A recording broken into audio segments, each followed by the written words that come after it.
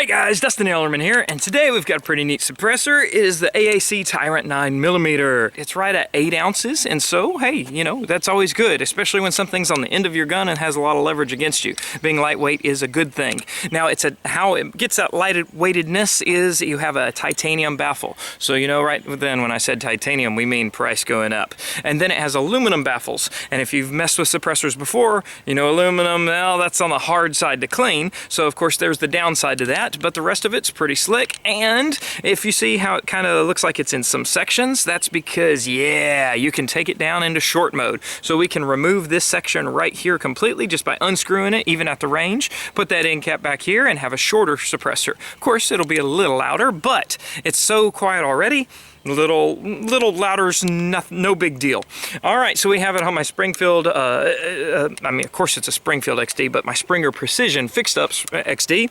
We're gonna put a couple rounds down range and go with it. With my suppressed stuff, I like to use subsonic rounds. When you hand load, or I think Federal makes a 124 subsonic, but I just like keeping it simple with the 147s as my loads here. We're gonna do a couple rounds. This is a dry suppressor. Well, you can put water in it. I'm saying it's dry right now, so everything you're getting is just off the shelf. Let's do it.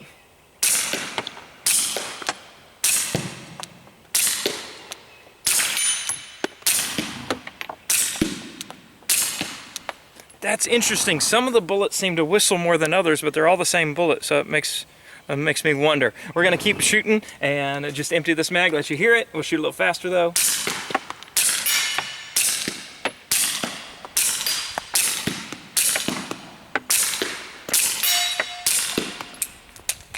All right, so that's 50 yards with this. Now here is something that you may not know that a lot of suppressors do already have. When you have that Nielsen device, that piston in there, of course, that's what helps it unlock when you fire.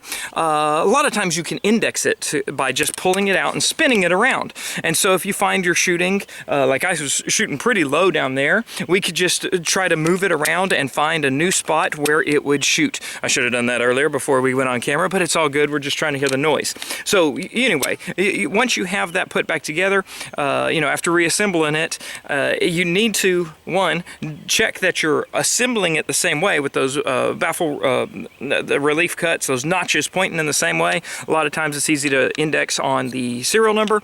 Otherwise, after you get it to the range, you want to double check that you have it aligned with your piston properly, just so everything, you know, once you screwed it on, because if you take this piston apart, there's no telling where you put it unless you put some paint marker or something on there.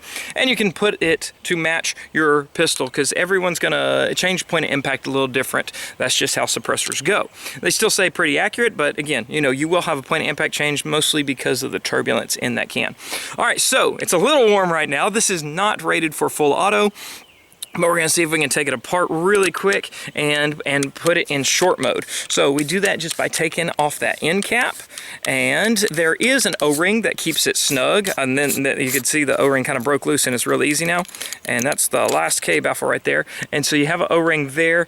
You know, sometimes when they put O-rings in firearms parts, you can go ahead and get replacement ones in case you wear out, but really the only time, squeak, is that you're gonna need it, is that you're wearing on that O-ring is when you're taking it apart and putting it back into the other configuration. All right, so you saw some of that filth coming off right there.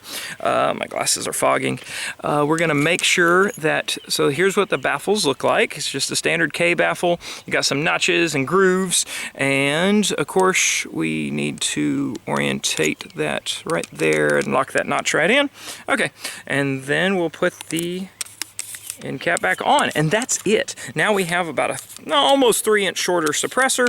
We can just snug that up and then go to town and see what kind of difference we have in decibel reduction. It is a little bit louder, but it is not unpleasant at all. It's still totally hearing safe with just a you know, with just in short mode. And if you wanted to, you could wet it. You know, put some ablative in there, like the wire pulling gel, some sort of grease, water. There's instructions in the manual on how they want you to put like 5 cc's or something like that, so you don't blow up the gun. If it's too wet, you know, you can have some pressure issues. All right, so here we go again.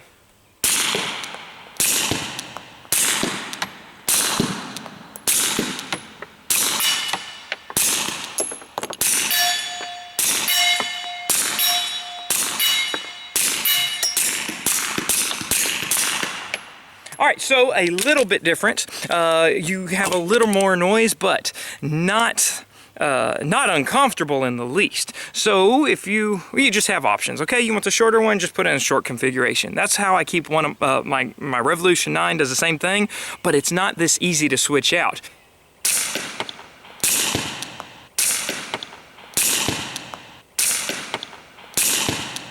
All right, now the one bad thing about it, besides that cleaning of the aluminum baffles that will be a pain, is the reassembly.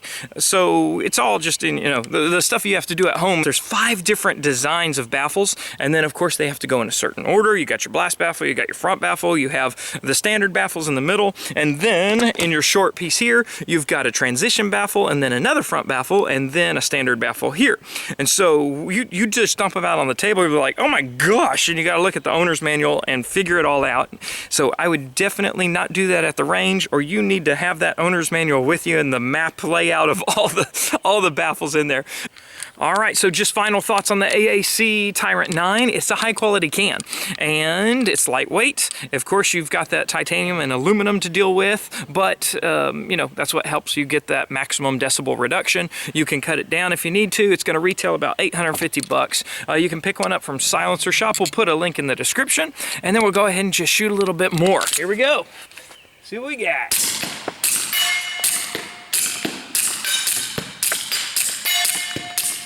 Nice, fun stuff, and you may have seen my wild hog. Well, she's not wild anymore, but also running in the background. All right, so anyway, if y'all have another suppressor you want me to try out, leave a comment in the description. We'll see if we can get it here and get you a review for it. But in the meantime, y'all shoot quietly, shoot straight.